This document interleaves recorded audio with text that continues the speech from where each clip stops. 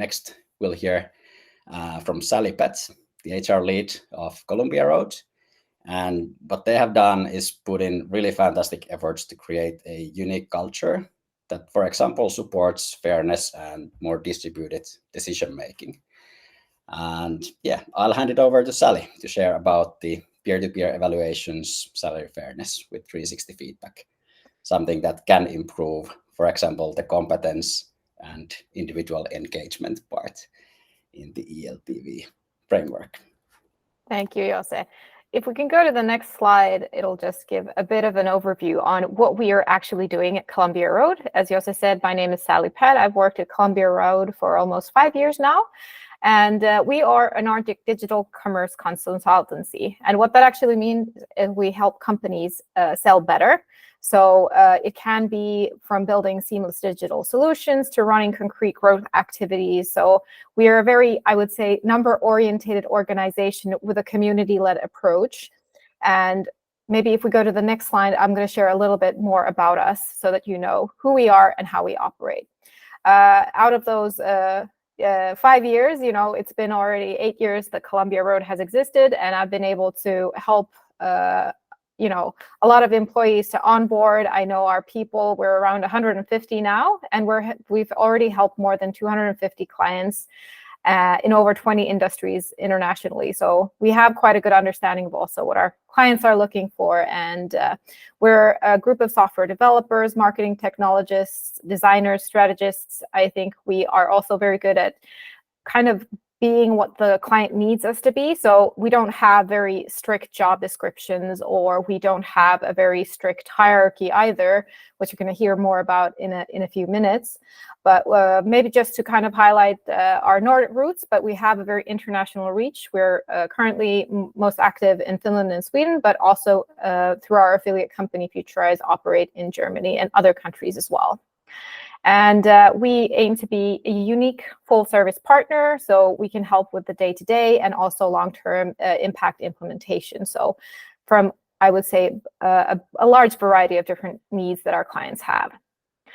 And maybe just to kind of give you an overview of what we kind of believe in, we're a community-led organization, which means that we don't have any line managers.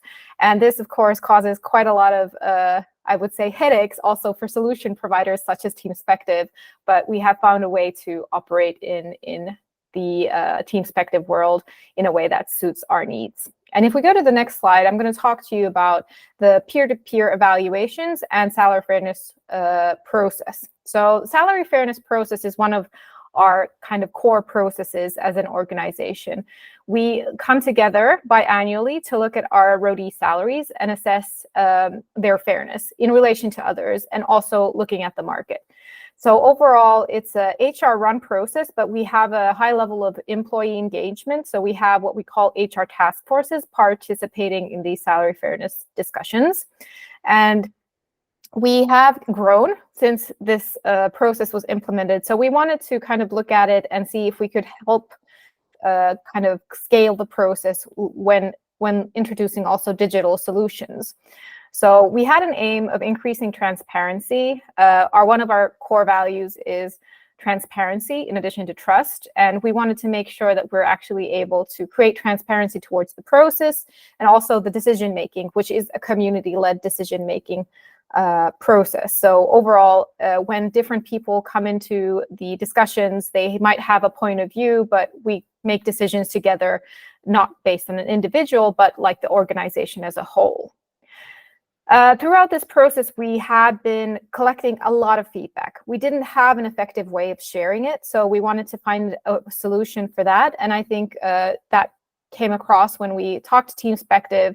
There was an ability to share the feedback as it was written by those who had given it, which I think was something that we really valued, and that's something that we wanted to make happen.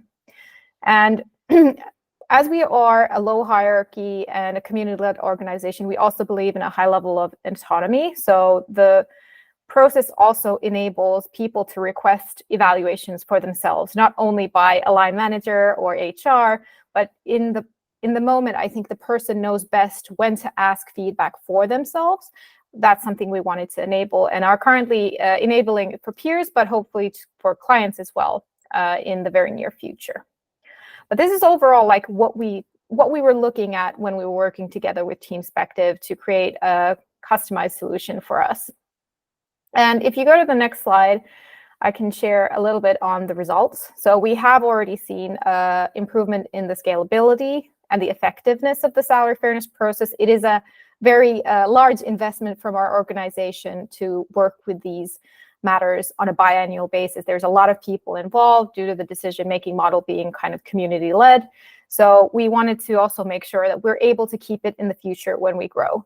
And I think we are now better equipped to also share the feedback, capture it, and also it was a very good point when discussing with my colleagues. They said it's also an active inclusion, because if you have it in a written format, you can always come back to it. Some of us might have those one-on-one discussions where you get feedback that has been provided by others, but you don't actually quite remember what was discussed, or you might get a little concerned. What did that mean? If you now share it in a format that it's actually been shared in, it helps people to kind of look into it in more detail if they need to come back to it. And we already have 586 completed evaluations. So I'm very eager to discuss with Jose on like how can we enable AI to kind of go through that, create some insights, because I think in addition to the person reviewing them, the person themselves might have some kind of unconscious bias or expectation on what they want to look at in the data. So just kind of enriching that person's view might also create new insights on what they might want to focus on in the future. So overall, I think AI is helping to mitigate unconscious bias. And something that I wasn't able to add on the slide, but so we have been talking about publicly in the end of last year that we have really reached a 0% gender pay gap. This wasn't something that we aimed for, but it actually comes through the process and making sure that we're also looking that to mitigate unconscious biases and having more people as a part of the decision-making model. And I'm happy to say that we actually achieved that again. So we just finished the discussions for this spring, and we remained 0% in the gender pay gap. So I was very happy to see that through data that we are making, I think, we're taking equality into consideration when making these decisions, are making sure that we have the information needed to also be fair, as we say. But overall, I would say that it's been a pleasure working with Teamspective, and I know this 10 minutes is not enough to go through all of the details, but this is just some insights on what we've been working with and what our aims have been. Thank you, Jose. Great. Thank you, Sally. And that's really interesting, well, on the fairness side, but also like how you have kind of brought the whole process to the people and kind of empowering them, but also making them responsible more of it. So it's not just like leaning on the HR. Yeah, and maybe just on a note, I also think it increases the engagement. You were talking about the lifetime value. If you're able to contribute to the process, I think it's more likely that you'll also be, I think, engaged in the discussion. Absolutely. Thank you, Sally, for these insights.